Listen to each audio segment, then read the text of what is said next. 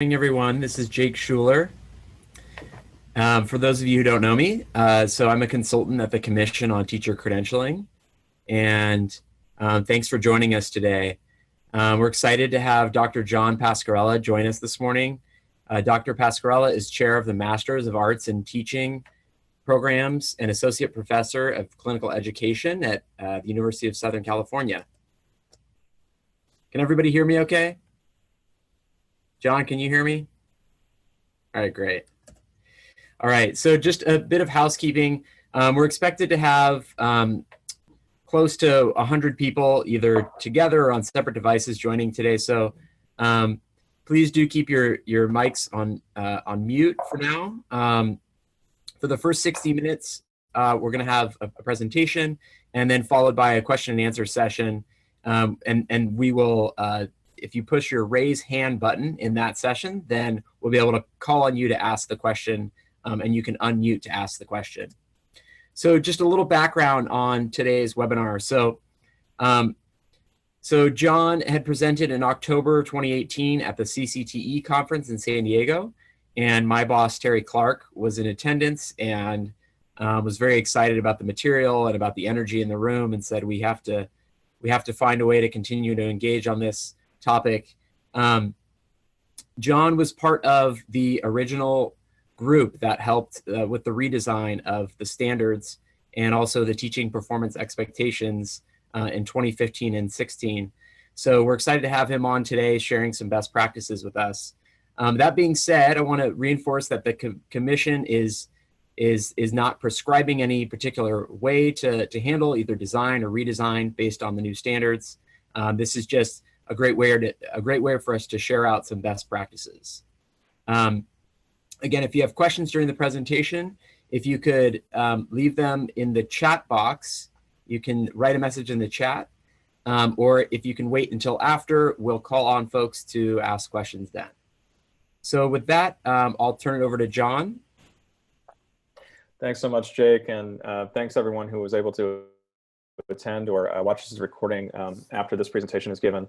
I'm going to go ahead and share my screen. As I do, you should be able to see the PowerPoint materials that I'm sharing, and I'm happy to share a PDF of that PowerPoint if you want to look at those materials in a little bit more closely after the presentation. And as Jake mentioned, if you have questions as I'm going through different slides and that you want to ask, I have the chat pod open here, and I'll do my best to address them depending on how quickly they come in and how relevant it is to the topic we're on. And as Jake mentioned, we'll have a full Q&A session at the end where you'll be able to interact with me, discuss through verbally and on video.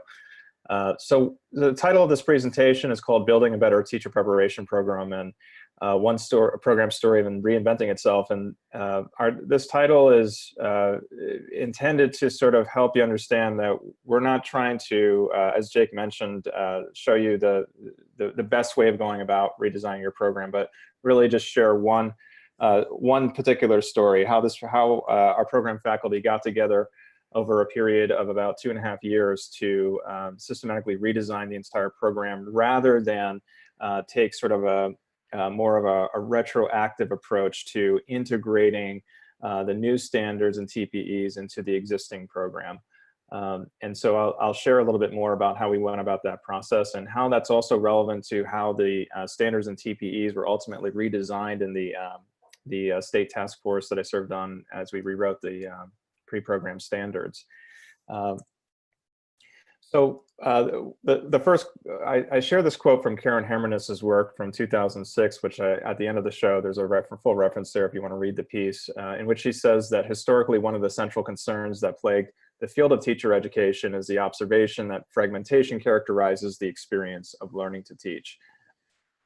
She goes on to say that too often university-based teacher education programs consist of a set of disconnected individual courses, separate clinical work from coursework, and a lack of vision of teaching and learning. I highlighted those pieces on purpose, as you'll see in the next few slides as I share how our program sort of took up some of those well-known critiques of how our programs are designed. She goes on to say that, therefore, some teacher educators have argued that creating structurally and conceptually coherent programs will result in more powerful learning for prospective teachers. Yet, although empirical work on such programs is growing, there's little research on the nature of coherence and how it might develop. And this is one of the central tenets that we struggled with, I think, and struggled with willingly and I think positively, around this idea of what does it mean to have coherence? What does it mean to have a program that is more fully integrated in how the curriculum and the clinical field work and the competencies and in each course was informing and transferring into our candidates' initial practice. So to get down to brass tacks, we knew that we had to align with the new CTC, TPEs, and standards. And that not only we wanted to meet those standards, but of course our national accrediting agency, NCATE at the time, and then now CAPE. We also still wanted to offer a one-year completion of the program pathway. And we were moving from a 4-term quarter system to a semester-long terms in which we would be back on the regular university semester schedule. So that was another shift away from having shorter 10-week quarters for this graduate program that we previously had. We also wanted to do a much better job integrating learning and teaching theory into guided practice throughout the program, what we called guided practice being the student teaching clinical field work. And we really looked at the kind of literature that was out there regarding the length of time in the field, along with the change or the establishment of hours, set number of hours to be in student teaching that CTC included in this new round of standards. In addition to that, what we determined as a group was that we wanted to limit the number of sort of signature pedagogies from this program that our candidates would be expected to demonstrate by the time they graduated. And so, in other words, we wanted to determine what were some sort of distinctive or signature practices that all candidates would graduate from our program, because we saw there were a variety or a whole range of different methods and models and strategies and practices that were being introduced depending on the concentration, meaning subject matter concentration that our program students were encountering.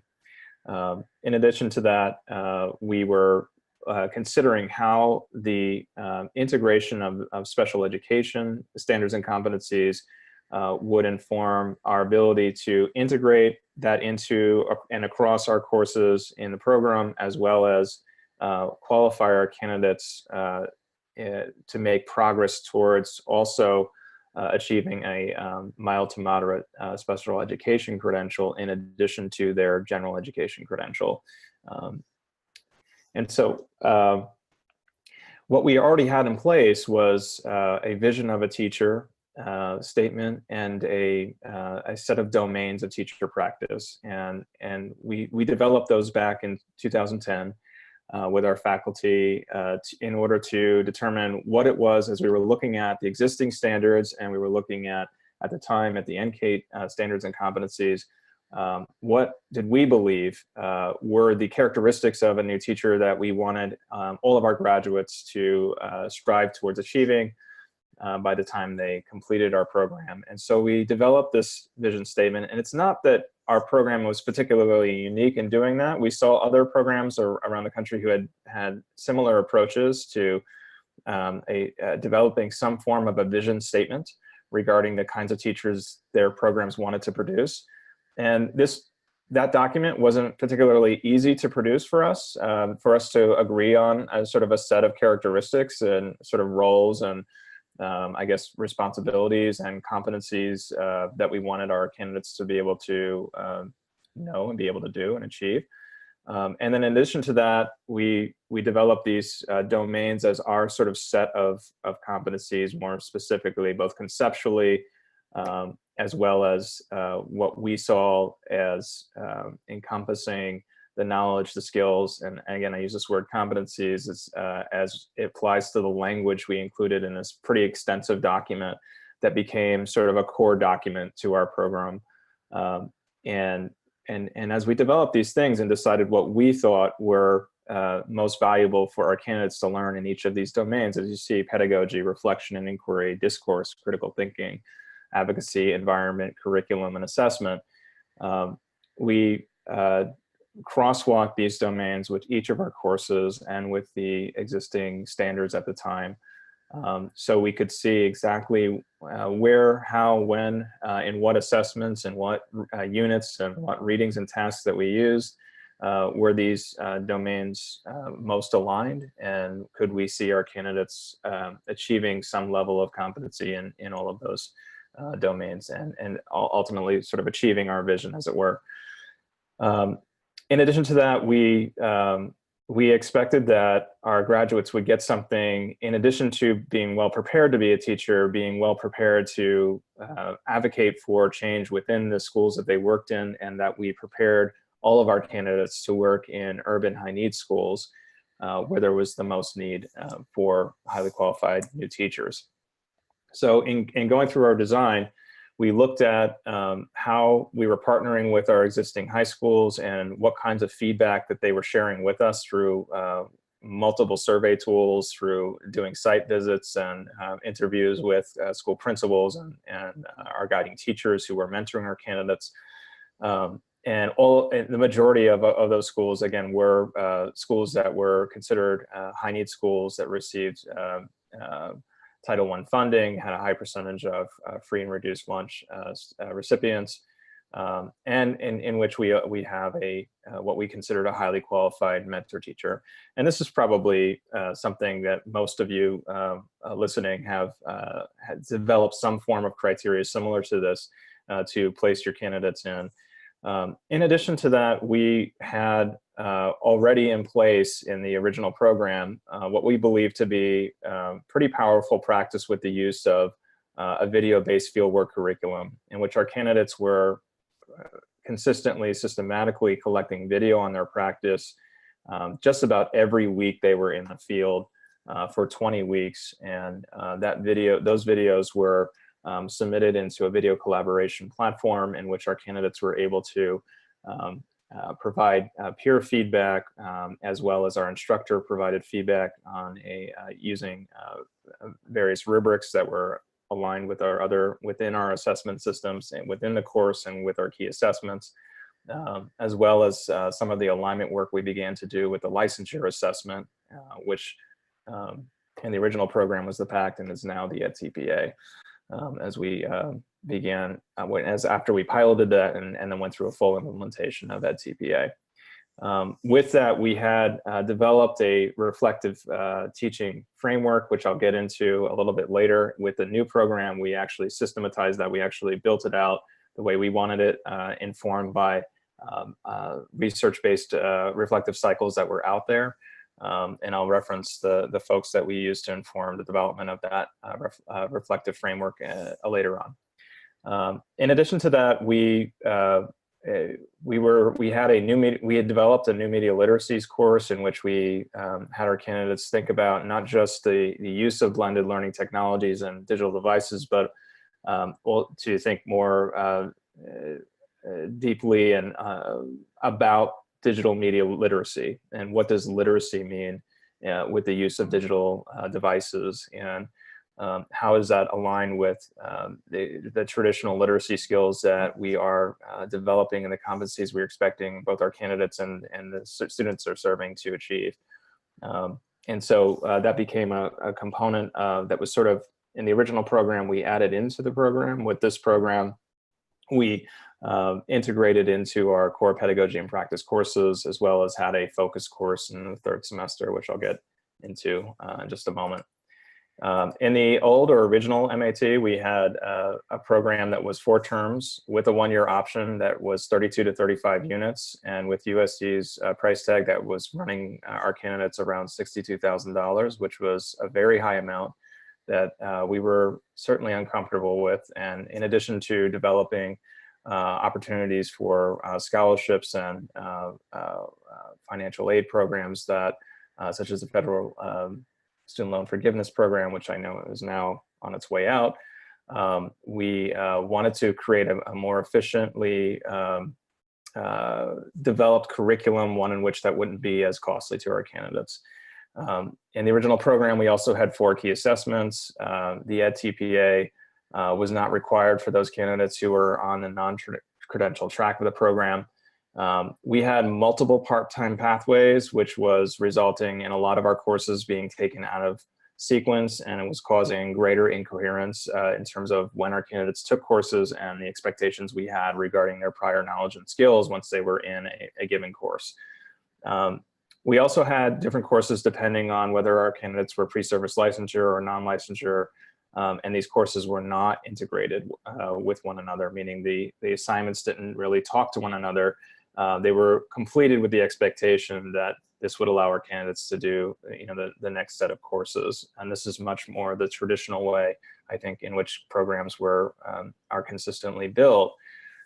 So with the new program, we slimmed down the units to 28. And I want to sort of signpost the fact that even though we got to 28 units and we wanted to ultimately develop a program that was less costly, we really were looking at the substance of what was in our courses and how we could do a better job creating coherence, and could we integrate competencies that were sort of being siloed into individual courses that were more topics focused and based, and we didn't see enough application in practice and in the pedagogy and practice that our candidates were demonstrating. And so we were able to, in the end, come up with a program that was 28 units that occurred over 3 terms, 3 semesters, a 1-year option for our candidates who start in the summer session and complete through fall and spring. We still have 4 key assessments, of course, and 3 of those key assessments are backward aligned with the Ed TPA. Actually 2 with the Ed TPA, 3 in total are aligned with each other. And then we do have a capstone project for all of our candidates to engage in teacher research in their classrooms, whereas before it was elective. In addition, we have a universal pathway for pre-service licensure, alternative certification, or non-licensure candidates, whereas in the past we had different pathways that were, again, lacked cohesion. What you'll see in the next few slides is how we approached designing our program through what we call a horizontally and vertically aligned 3x3 tiered integrated course curriculum. And I'll explain more about what that means in the next few slides. So in the previous program, our courses were, again, could be taken out of order depending on when the courses were being offered. In the new program, we built the program as a full-time program, and that any move to a part-time pathway would be treated as a temporary action, and that ultimately we would help our candidates, advise them to return to the full-time route, because we had developed these courses to be taken together term by term, and that the assignments and the readings and the competencies would be integrated to such an extent that the curriculum that was happening in our core pedagogy and practice courses was being ultimately would serve as the basis for our seminar courses to integrate and build upon the kinds of assignments, tasks, and outcomes from that core pedagogy class, which will become clearer as I go through the curriculum map in just a moment.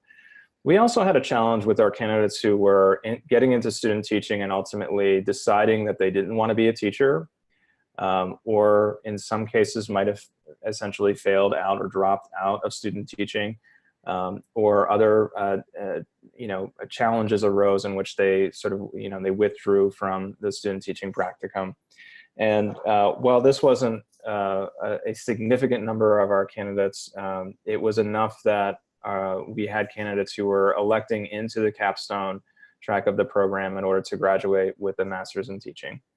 And what we decided was that we no longer wanted to make this route available towards completing a master's in teaching. That if our candidates ultimately decided teaching wasn't the right pathway for them, that earning a master's in teaching then was signaling to the professional community that they had mastered teaching. And we were, as you can probably imagine, both philosophically and practically uncomfortable with that idea. And in the new program, what we developed was a non-advertised program pathway for our candidates who ultimately got through halfway through the program and determined that teaching wasn't right for them. They could move into a Master of Arts in Urban Education and finish a research project and complete the capstone courses by doing a research study in an urban education in an urban school and achieve a different master's degree in which that would allow them or promote them into compel them to going into another sector in education other than teaching. This universal pathway that I mentioned means probably something more internally than it does externally to all of you. But essentially, what we were seeing was that our candidates were taking different courses based on the concentration that they were in. But there were, in those courses, there were competencies that would have benefited all concentrations. And so we determined what were those things that candidates were experiencing in these different courses, and how relevant or important would it be for all of our candidates to experience those courses, the content, the skills that were being developed in those courses in order to develop a more universal pathway to completing the program.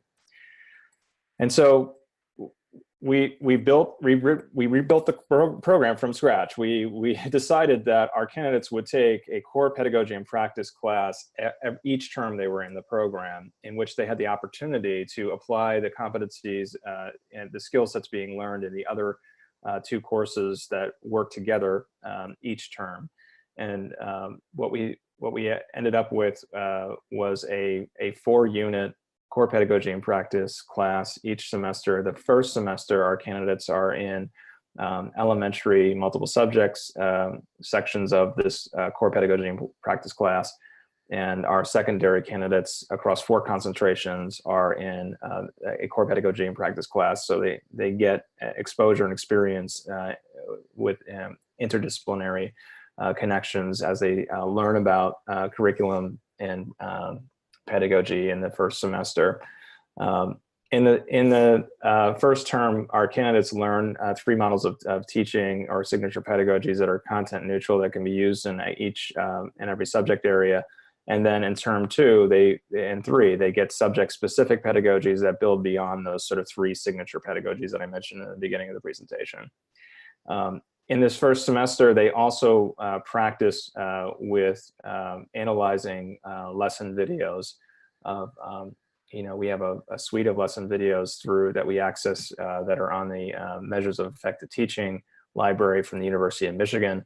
And our candidates are able to both self-select videos as well as view recommended videos that we have pre-selected for the purposes of analyzing pedagogy and curriculum practices and decisions. The other 2 sort of horizontal strains or sets of courses are what we call the Seminar A and the Seminar B courses. And the Seminar A courses parallel instruction in the core pedagogy practice by serving as a place to deconstruct pedagogy and examine the ways it should be enacted through the lenses of social contexts and human differences. This is where we address many of the TPEs addressing social emotional literacies, universal design for learning, MTSS, and looking at creating and fostering learning environments for all students to learn. In our Seminar B courses, we have a focus on literacy and dual language learning development, as well as digital media literacy, and it's sort of our literacy strain of courses. And again, these courses are intended to scaffold the pedagogy and practice course and see applications of the competencies from those 2 courses into the pedagogy and practice course in that one given term. And so this curriculum table is sort of how it all comes together. We have an opportunity to see in term 1, our candidates can, in the context for educational equity Seminar A and the integrated language development course Seminar B, we expect our candidates to be introduced to knowledge and skills that they will apply in their pedagogy and practice course in the first semester. In the first semester, they are not in the field, in that the first 15 weeks or the 12-week summer session, depending on when they start. They are looking again at several videos of teaching practice. They're both developing video literacy and analysis skills in order to develop observation literacy skills that they will carry over into the second and third term as they work for 30 weeks across those two 15-week semesters in a urban classroom. And as I said, in the second term, again, we see our students taking a suite of courses vertically that we expect our candidates at this level to be reinforcing applications of curriculum and teaching and assessment, as well as the competencies from the two seminar courses.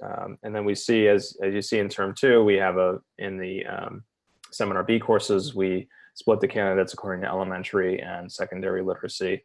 And then in the final semester, we have the candidates grouped together in the blended learning course in 679 and in the seminar A courses for 678. In our 673 and 77 courses, these pedagogy and practice courses are student teaching courses. So what we did with these courses was we had, in the previous program, we had a separate student teaching seminar and from the methods pedagogy courses. And what we were seeing oftentimes was that the faculty teaching the pedagogy methods courses were not the same faculty teaching the student teaching courses. And we were seeing some disparity between the methods that were being introduced in the program and ultimately how they were being applied in the field. And so we married these classes. And so with pedagogy and practice, we have the same faculty member, and we have about 8 students in these sections to allow for more individualized and personalized instruction and support and coaching in term 2 and term 3 within their given subject matter domains. And here's a table that helps us sort of map out the field work. And as you see, we have our candidates again using video observation tools in term 1 and in term 2 and term 3 student teaching. And this table again sort of explains what I already explained on the previous slide regarding our candidates being in the field and able to use and develop and apply skills that they're learning in their seminars to the pedagogy and practice methods that they're being introduced to in the pedagogy and practice classes. Our electives, one leads to the special education credential with 2 additional courses. The gifted and talented education is a certificate with those 2 courses, 529, 530, and we have the bilingual authorization with our elective course 558. And that slide explains more about how we go about that. So in this next segment, I'm going to talk about how we use a reflective teaching cycle framework and how we essentially came about developing this. What we saw in the original program was we were using various reflective teaching articles in different courses, and such as Carol Rogers' work on seeing student learning and presence and applying the fundamentals of her framework early on in the program. And then we saw other reflective pieces being used, and such as Howard's work and Milner's work on critical race reflection with teachers.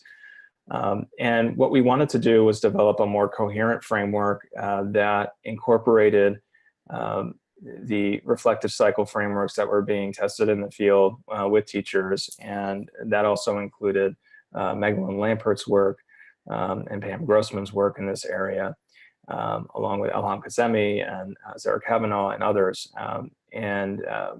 We developed a fairly robust reflective framework that, and it's about a 5-page document that I'm happy to share with you as well, that is informed by these different reflective frameworks into one coherent one.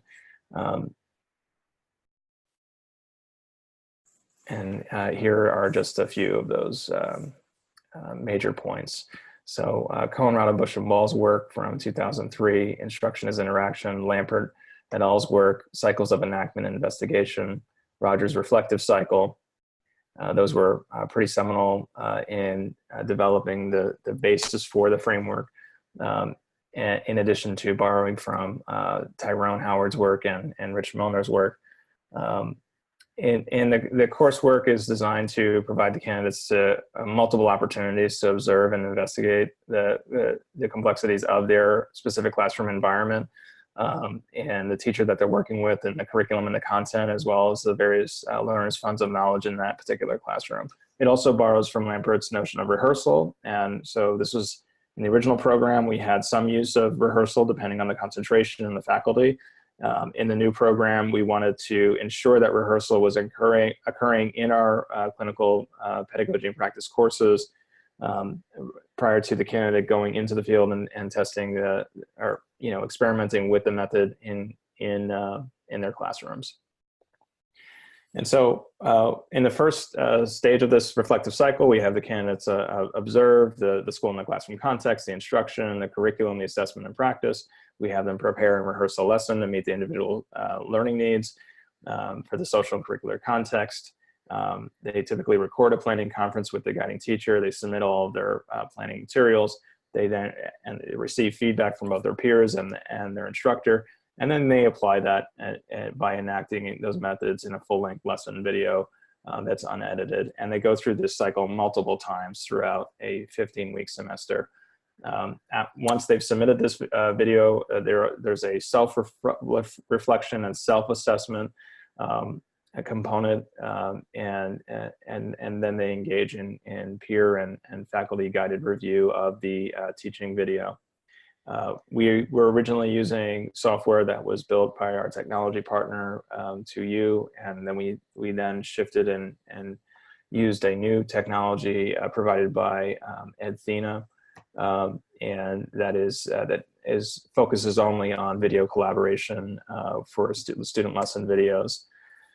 I'm showing you a snapshot here of the first page of the reflective teaching cycle, and you'll notice that, actually I think this is the fourth page, sorry about that. What you notice is that you have the domains of teacher practice embedded into how we prompt our candidates to analyze their teaching videos. And what you'll also see there is alignment with our various TPEs in terms of how we expect our candidates, with our guidance, with this guide, to think about how they deconstruct their practice and identify goals for improvement over time, as well as with the use of student work samples, and engage in what we teach as critical teacher reflection in terms of how responding to the cultural and linguistic diversity of their students, and the different abilities of the students within the given context, as well as an opportunity to apply the various frameworks such as SEL, UDL, and MTSS. This is a screenshot of what the collaboration software looks like, and we use with our candidates for purpose of video analysis. That we've found the software to be particularly useful, and we are testing out other software as we move ahead. And we're in the middle of a 3-year contract with them that I think ends next year. But I can answer more questions about that software. It came up during the CCTE meeting, and I'm happy to answer more questions if you're having questions about that. This is what it looks like when a candidate uploads a video. The video is there along with the candidate adds a description and indexing features, obviously the grade, the subject area, and then all of the links for their lesson materials are embedded right with the video with that information button. In addition to that, the candidates, once it's uploaded, are able to provide each other comments, time-stamped comments using these tagging features. In addition to, they're able to apply the use of various rubric frameworks if they want to engage in peer or self-assessment on their lesson video. And so this is just a little bit more about how we have our candidates analyze videos in the 4 areas of environment, student engagement, subject-specific pedagogy, and areas for improvement. We call these guided approximations. We're borrowing from L.M. Kazemi's work here, and Magdalene Lampert and Sarah Kavanaugh's work, and this allows for our candidates to think about the ways they systematically view their own videos and look for evidence of learning, as opposed to simply as surface level judgments of them or themselves or their own teaching or the other teachers that they're viewing. In this software, when using the rubrics, it has a lot of nifty reporting features that are really helpful to see progress over time with the application of the various rubric frameworks, as well as allows us to set targets with them, and it has feedback. It has useful feedback that our candidates, feedback features that are built in both to the video itself as well as summary comments. And this, when we initially piloted it, this is some of the user data that we were able to see, which can be helpful with affecting how we advise candidates to increase let's say the amount of feedback they're giving, or the number of times they provide feedback. And we can also just see the stats here, which is useful to a certain extent, but not really particularly substantive when it comes to the kinds of comments that are being used. We were really able to see a lot of things in the kinds of, in the substance of the comments that were being given by the candidates to one another and by the faculty to the candidates. And this is where, turning to the literature, Hatch and Grossman's work, 2009, on video, on use of video, they were looking at the ways in which they were using different basic conceptions to guide their investigation and as they went into viewing videos. And so this work informed our approach to establishing this reflective teaching cycle framework, as well as how we guide our candidates in looking at the videos. They say that teaching is complex, situated, and ill-defined. They say that teacher learning is long-term engagement in which both conceptions of practice and repertoires of practice develop over time. That multimedia representation of teaching is a key means for facilitating collaborative examinations of practice from multiple perspectives, and that learning from representations of teaching is dependent on both the affordances and representations and the settings in which those representations are examined. For our East Coast colleagues, I come from the East Coast, and when I first came to USC in 2010, many of them were asking me about how we were using video, because we were using PACT, and California for some time had versions of video collaboration, or video portfolios for the purposes of initial teacher licensure. And as that TPA began, came into adoption across 42 different states over the previous 5 or 6 years or so, we saw more and more interest in how programs were not just using the TPA as an add-on, but using the framework of collecting video for the purposes of decomposing practice systematically throughout their program, and realizing that using a video portfolio assessment really is much more difficult when it's used as an add-on to a program, rather than considering how video should be systematically integrated throughout the program as an opportunity for candidates to develop essentially observation literacy and develop skills to decompose or deconstruct their practice well, and do it over time, and look for evidence of learning in each of those videos that they view. Some of the affordances of video collaboration, what we've observed here at Rossier, is that our candidates are learning from practice by engaging with one another and other instructors. Having these joint examinations of teaching affords them opportunities to slow down and view the evidence of learning occurring, or not in some cases. When we facilitate these discussions, these different frameworks and the use of our domains has helped us do a better job of deconstructing those interactions and looking at the evidence of learning, rather than relying on anecdotal or summary of their teaching moves, which we often do when we're engaged in field supervision in more traditional modes of providing teacher feedback. without the use of video. These are some points that are supported by the literature regarding the value of describing and analyzing various aspects of practice, and helping candidates learn to approximate practice, calling attention to those key aspects of their practice, which can be difficult for both novice and seasoned teachers. Some of the drawbacks from the video collaboration experience that we've observed is that,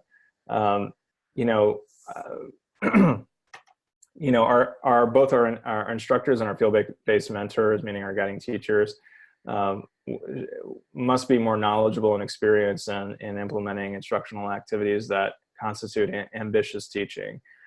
So what we mean by that is, how are we working together with our guiding teachers in a way in which we both value their ambitious teaching and high leverage practices, as well as they value the ways in which we are introducing and modeling practices in the university classroom. And video can be a powerful means of doing that when we as the university faculty are both able to share our own videos modeling those practices, as well as collaborate around videos that our guiding teachers have developed or have recorded showing their practice, and through that collaboration develop a stronger consensus around what we agree to be high leverage or ambitious teaching practices to use with our teacher candidates in the field. In addition to that, as we go about describing and analyzing the various aspects of practice, we notice that when our instructors are not well prepared to engage in this work themselves or model each component of the reflective teaching cycle, the candidates' level of engagement ultimately suffer. And so and this is not at all an indictment of our own faculty, of course. It is more just it is through working with our faculty that this is where they wanted more preparation and more opportunity to learn about and engage and model in this work of reflective teaching, especially as folks might be new to working in the program. How are we taking this up in our professional development initiatives internally? And that's an area that we continue to work on. In addition to that, we learn another drawback in helping candidates to approximate practice, calling attention to key aspects of their practice, in our ability to be not only skilled in the reflective teaching cycle, but also to be able to model approximations of their own practice. So how do we deconstruct our own practice with our candidates as a way of modeling that work for them to engage in the same practice? Some of the things we're still wondering about is how we might improve the substance of focus of these joint examination of teaching using these videos, how our candidates are not always skilled videographers. And so we've thought a little bit about the equipment that they're using, how we can better prepare them to capture learning interactions during class while also teaching the class, how we can ask our guiding teachers or help them develop the skills of doing a better job videotaping during lessons without detracting from the learners or the lessons experience. And then, of course, helping our candidates do a better job approximating practice that call attention to those key areas, and to develop better ways to construct and sequence and track performance and assessment data. And with the pilot of the use of the Athena, and now we've been using it for about 2 years, our candidates we're able to better see both and get a lot of data from the use of that software that we weren't able to do previously. And so I'm reaching the end of the presentation, and we'll have some time to have some more open dialogue on our approach to the program design. But I pulled this quote towards the end of Karen Hermanus's article that I started with, where she says that although coherence is not without its skeptics, in many cases it is viewed as a universal good, yet an exploration of coherence in development and in practice reveals the possibilities of coherence and some core challenges, not only regarding how much coherence is possible, but also regarding what kind of coherence is desirable. And this certainly came up as we built the program and worked together to work out the ways in which we would essentially design our courses differently and work together differently, so much as it is a constant process of adjustment. And that certainly has been true for our faculty as we've gone through designing the initial set of courses, implementing them semester by semester, going back and revising them together based on what we identified as gaps in between what we set out to do and what we did do. And this required of us to constantly engage in our own sort of cycle of reflection on our both the curriculum and the enactment of teaching and the assessments that we were using, you know, as teacher educators. And so the work is essentially never ending. She ends this quote by saying, "Efforts towards coherence should be understood as part of the steady work of such programs and a continuing and necessary effort of adjustment, revision, and collaboration." And that was certainly true through our process, and we continue to do that through holding we hold 2 to 3 program-wide retreats, meaning inviting all of our faculty and part-time faculty, as well as our staff, to come together, and in some cases our school partners. Here are some of the references. These are all the references that are used in the presentation, and again, I'm happy to share these after the session if you would like a copy of the presentation. So thank you so much for coming, and I hope that this was really useful to you. We have another 45 minutes in the session to answer your questions about your program's design or your process, or other questions that might have come up throughout the session. And I see in the chat some things did come up. I'll stop sharing the screen now.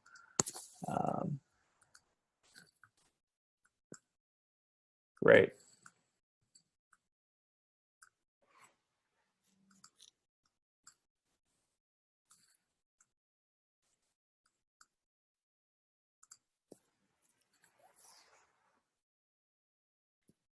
So feel free to use the raise your hand feature and unmute yourself if you have a question. And I'd be happy to discuss any questions you had on the program. Hi, John. This is Jacqui Griffin from University of the Pacific. Can you tell me how you went about creating buy-in to do such a dramatic change? Yeah, I think so. We considered a lot of different approaches to going about this whole process. So once the standards were published in December of 2015, we knew we were going to have some kind of timeline, some kind of deadline by which this new program was going to have to be developed and launched. What we didn't know is whether the faculty were going to want to do something that was just more integrating the new TPEs versus starting from scratch. And so what we did was a couple of things. One, that immediately that January through May, let's say that was the spring of 2016 semester. What I did was we have what's called a course coordinators committee, and this represents all the faculty who are course leads, and we meet on a monthly basis. And so what we did was we were already looking at our assessment and data literate practices, whether or not we were exercising assessment and data literacy within our program. And we had an expert come in from the Harvard DataWise project, and we read her research, and we were looking at our assessment and data literacy practices. And in anticipation of either rebuilding our key assessment, our assessment system, or going back and refining it and sort of doing an even better job of assessment practices in the program. And then we looked at our core program documents, that vision of a teacher document, those domains of teacher practice document, and we determined, had anything changed? Did we believe anything differently? Did we disagree with anything fundamentally that would inform how we would approach the program differently? And then we scheduled a full-day retreat in May, and we invited, our leadership, our dean, Karen Sibbs Gallagher, our associate dean of programs, and all the faculty, the staff, and we got all together in a room, and we essentially established what we believed to be the non-negotiables. And that was that slide with sort of the brass tacks. We knew that our program had become more costly with annual tuition increases. We knew that we had these new TPEs that were written in a much more integrated fashion, which they are very much written that way. And it's so different from I think what was it, 17 TPEs before the rewrite of them. Mm-hmm. And so we looked at how they were written. That informed us, and then we looked at and then we just together as a whole group brainstormed what we thought the non-negotiables were, and then what we thought the nice to haves might be. And as we were as I was facilitating that process, we just everybody had input.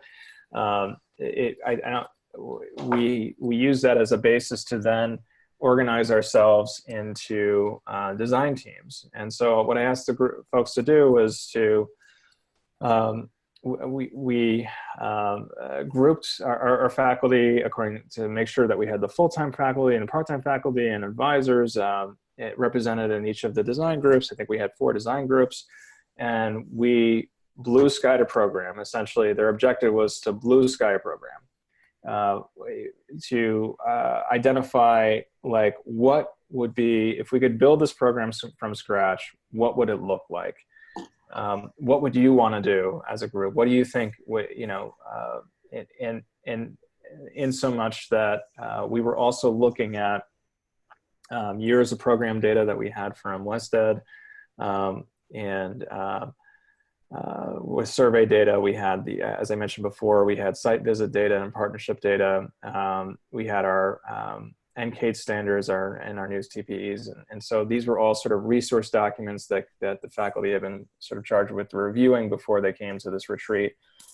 And I think that in terms of buy-in, what that process allowed folks to do was to sort of develop and then do little, incubate a little bit these different models. Not little, they weren't little.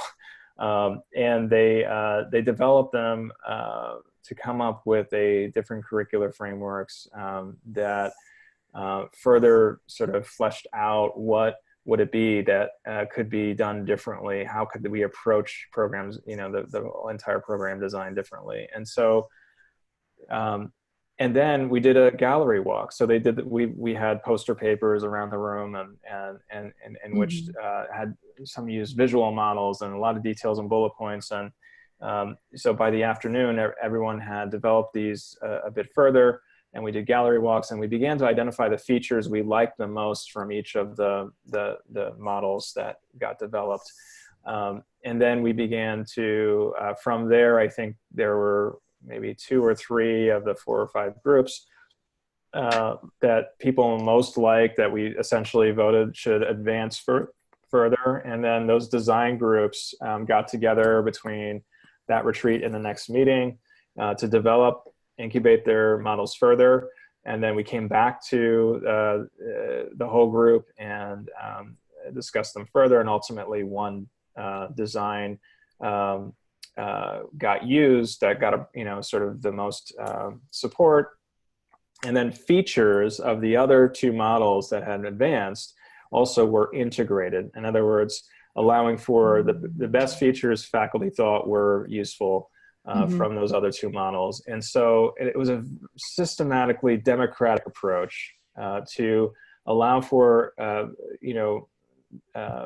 voices to be heard, critiques to be aired, and for different faculty to take the lead in these smaller groups to represent and advocate for what they believe to be the best features that they wanted to see included in the model that ultimately got developed. And it did create a bit of excitement around the opportunity to do this, even though that we knew that this was going to be a tremendous amount of work to start from scratch.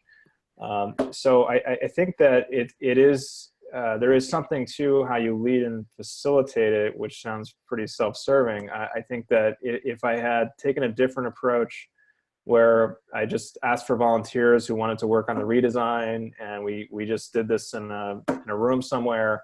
I don't think we would have gotten nearly as much, as you call it, buy-in. You know, I think that as we move forward, of course, there were folks who disagreed with different aspects of what we were doing, and as we met together, you know, month by month, those folks still got to continue to air their you know, critiques, and that did, you know, in many ways inform steps that the design group, who ultimately was charged with building out the model, to get it into a proposal phase with just some basic course outlines that would go before our university curriculum review and so on. And then from there, you know, all the full-time faculty in particular, and then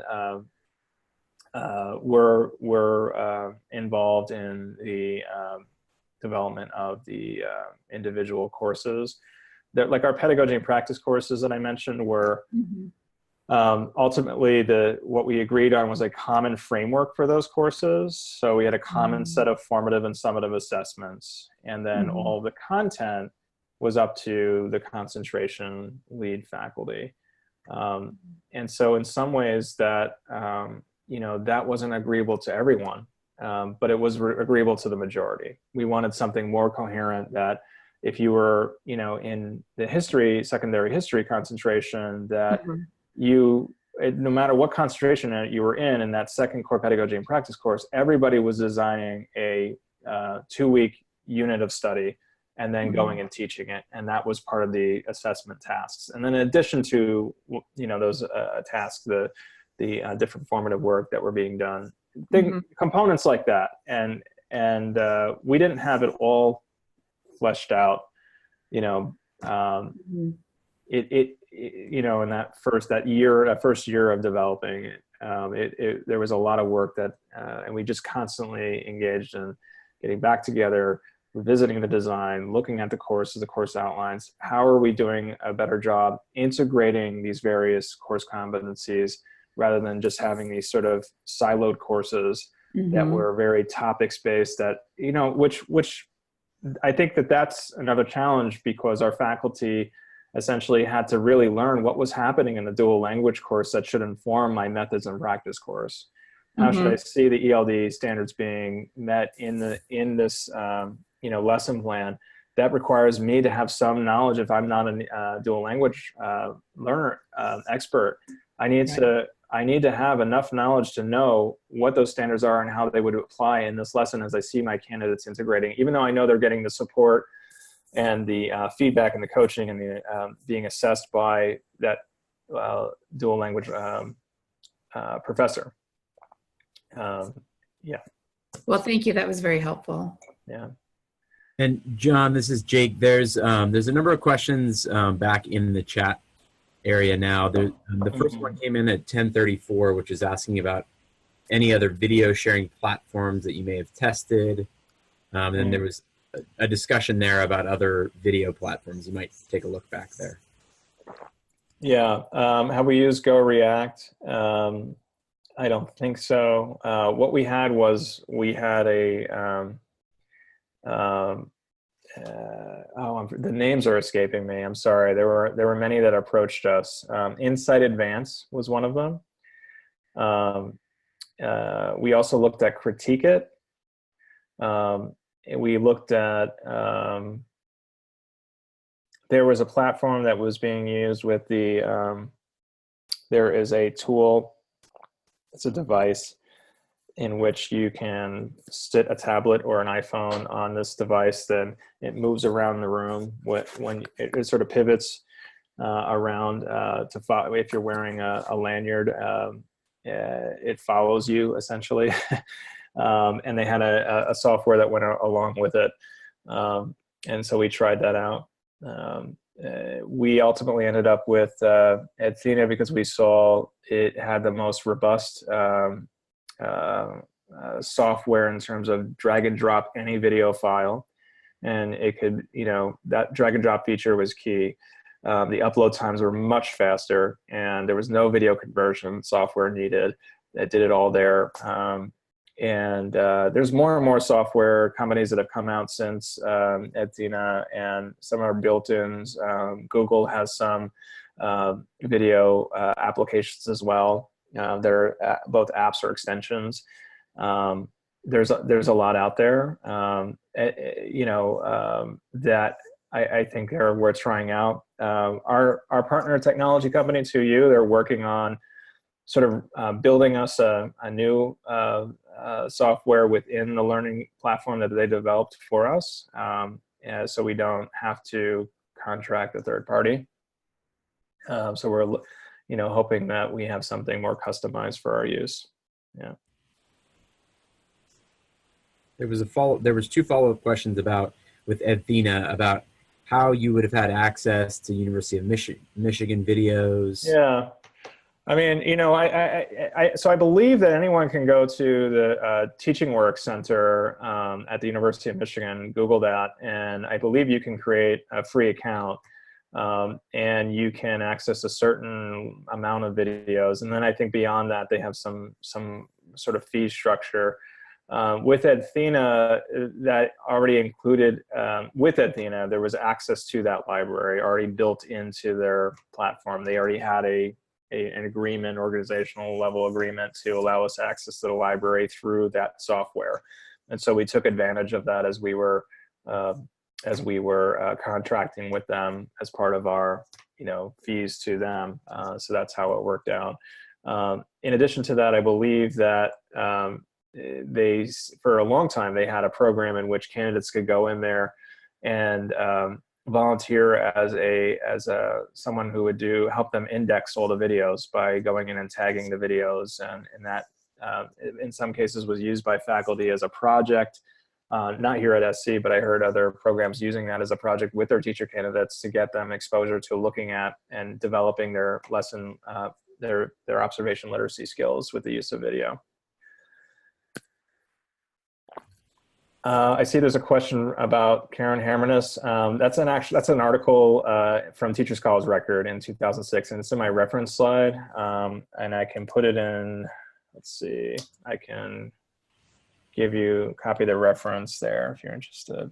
Yeah, and I've gotten a few emails during the webinar asking about if there'd be a recording or copies of the slides. So yeah, as soon as our recording is cleaned up and ready to go from the commission, I'll post it to the commission's website. There'll probably be a link in the PSD news that comes out too. So look for that coming from me. And that, you'll be able to see obviously the slides through the recording of this, but and then we can post other documents that John gives us access to. No problem. Yeah. There was then some questions that got specific to programs.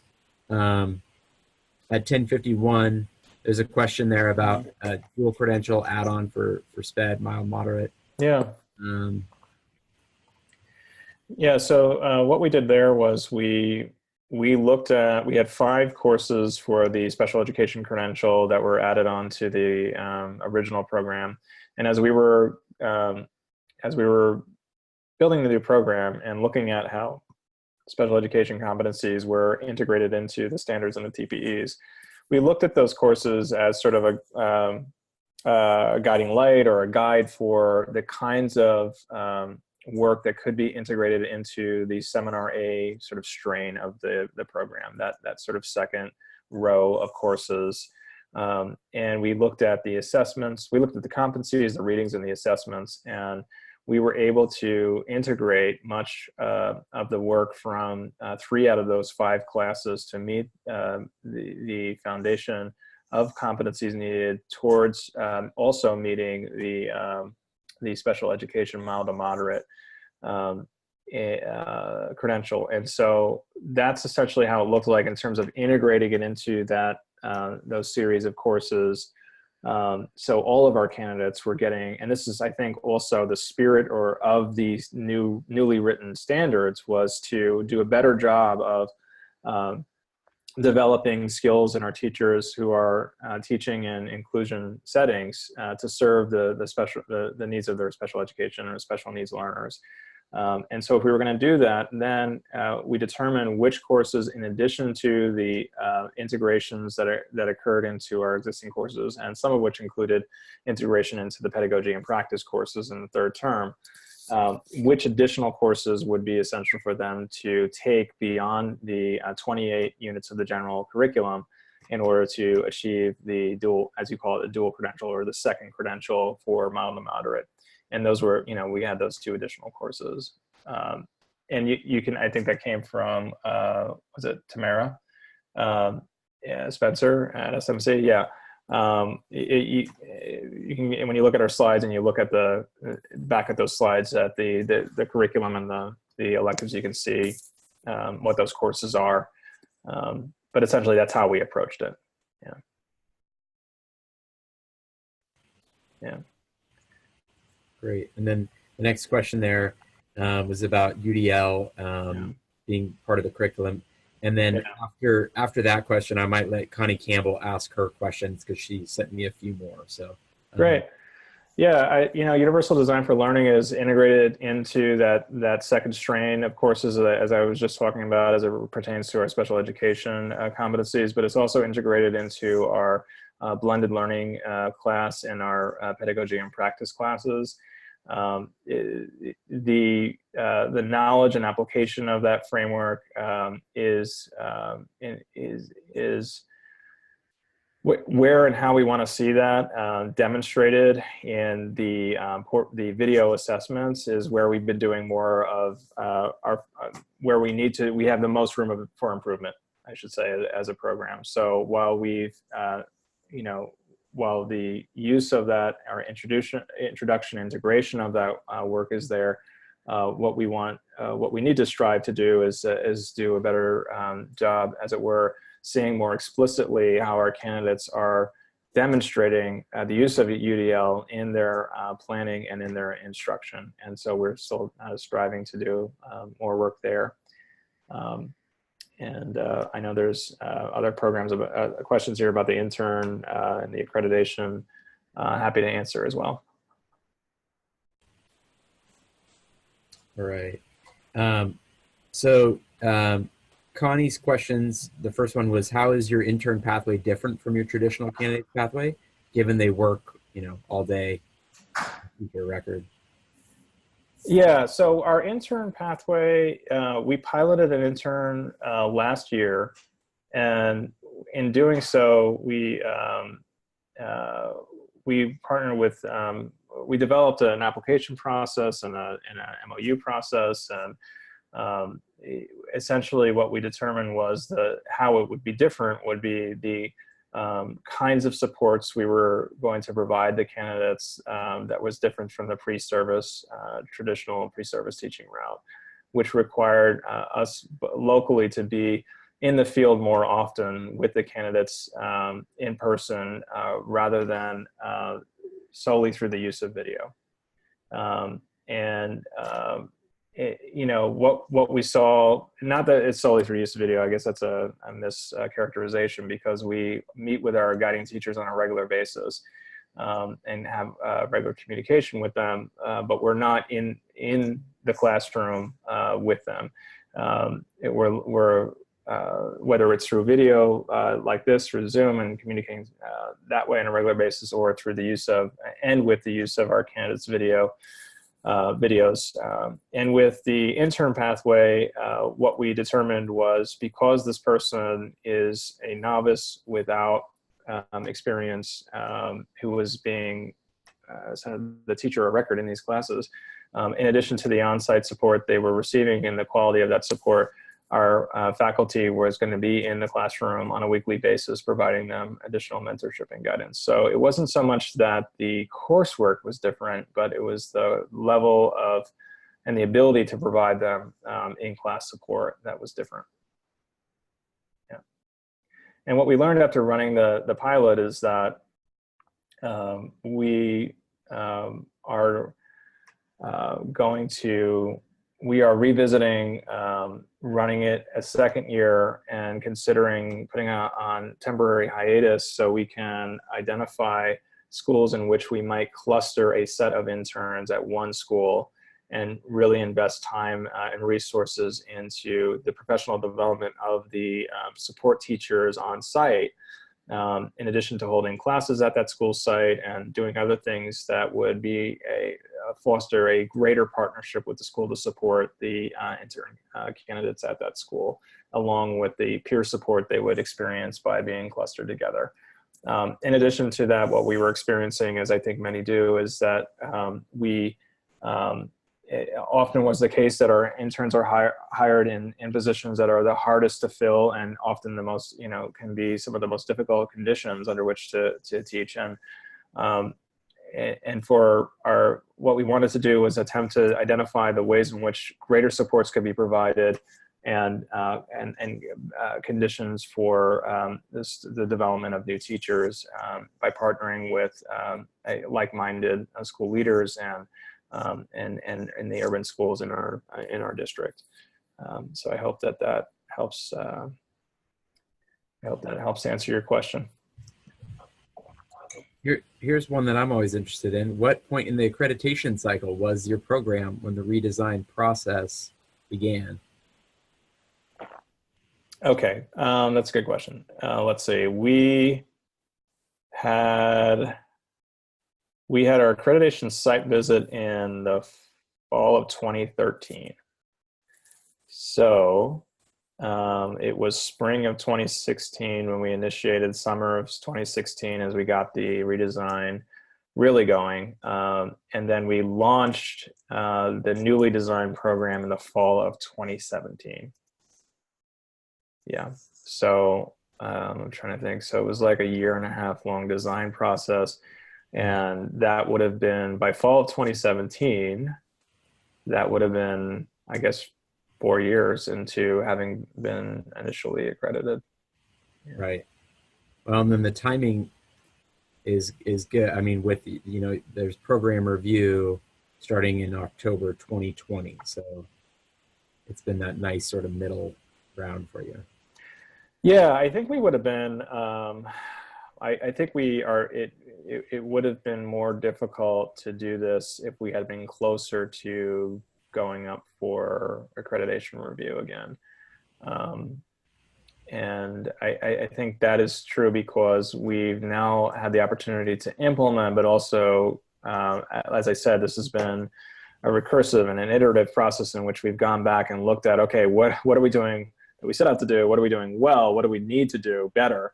And that has certainly been the focus of our program retreats as we implemented these courses. And now, we've gone through multiple iterations of the courses in the program's entirety. And I think we're in a much better place as we go, as we look ahead to next year and the year after, going through the accreditation process again. We know the new program much better now that we've implemented it. So if you're going up for accreditation, let's say in 2 years, I would not suggest, this was really a 1.5 year long redesign process just to get the first semester of courses fully built out and then implemented. By the time the program in its entirety was run, it was about 2.5 years, before all 3 semesters of the new program were run. So I would say if you were looking at it similarly through that scope of that timeline, I would do it, if we had ideal conditions to do that in terms of the timeline. Yeah. Another question here says, for those who take the 2 additional courses for mild mod, how and when do you fit in the additional student teaching required, I guess, to have the second credential? Yeah, they would do it while doing those courses. Yeah. And she asked, are there field experiences, even early field experience, supervised by university personnel? Yeah, I mean, the 30 weeks in which they're in the field, they are supervised. And now, if your definition of supervision means they go into the schools, that's not what we're talking about. They're collecting video, as I said, just about every week. It depends on the sequence. So we're looking at their videos of practice. We're not, we're not in that classroom, if that makes any sense. From early on in those, throughout the 30 weeks. Yeah.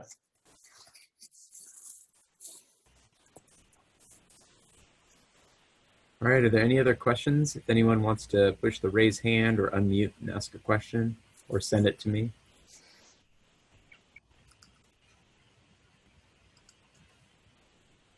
Anything else, John, that you want to leave us with?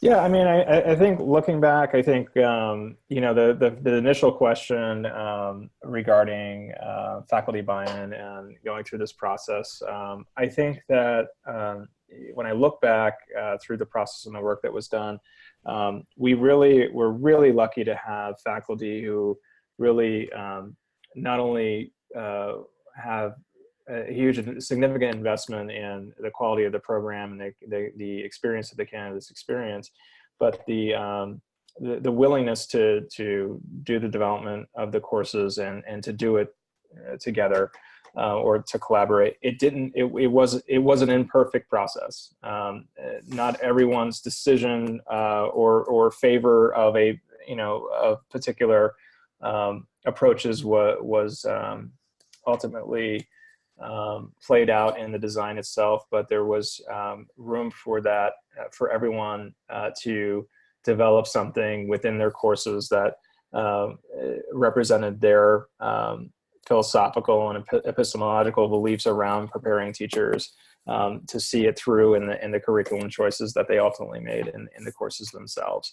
I think that if I had gone through the process again, that I would have loved to have had, like, I don't know, maybe one of you or more than one of you from another program who was a sort of an outside consultant or colleague that was sort of not designing our courses, but assisting us in facilitating that work. And I think that would have been helpful to have like different perspectives outside of our program as it influenced the decisions and the process that we took, that I think would have certainly, and I'm speaking as the program chair, the program leader here, that as I was going through the process thinking, wow, I'm learning so much about leading the program and leading us through this process, and I had help too, of course, with our associate dean, our dean, and other senior faculty who had gone through this process before and well in the past. But I think that if I had gotten to do it over again, I would have loved to learn from other programs how they approach the process and maybe somehow involve them in assisting us through that process and the approach that our programs are taking. I hope that we as a community come together more often through CCTE and through webinars like this to share our stories. My interest in presenting on this and potentially writing about it in our CCTE journals will be to do just that. I think we can really benefit from learning how we do this work within our programs and how we can benefit from learning from our sister programs around the state and certainly in other states that have attempted to do the same kind of work. So. Great. Well, thanks again for the presentation today, John, and thanks to everyone for participating and asking good questions. I see one final question of asking about the official name of the University of Michigan Center. Yeah, that's the Measures of Effective Teaching study. It was the Bill and Melinda Gates funded study, and that was that the Center for the Teaching Works Center, I believe, was ran, and that was led by Deborah Ball, and let's see, it's Gate Foundation. I mean, I'm just Googling it real quick. I know there's a direct link out there if you do a little bit of Google searching, fishing around. Yes, so Teaching Works at the University of Michigan, and I think the library is called the Measures of Effective Teaching video library. Great. All right. Thanks again, everyone. Thanks, Jake, and thanks everyone for attending, and feel free to contact me if you have additional questions. And Jake, I can send you that PDF of the presentation right after this. Great. Thanks, John. All right, take care. All right. Bye-bye. Bye.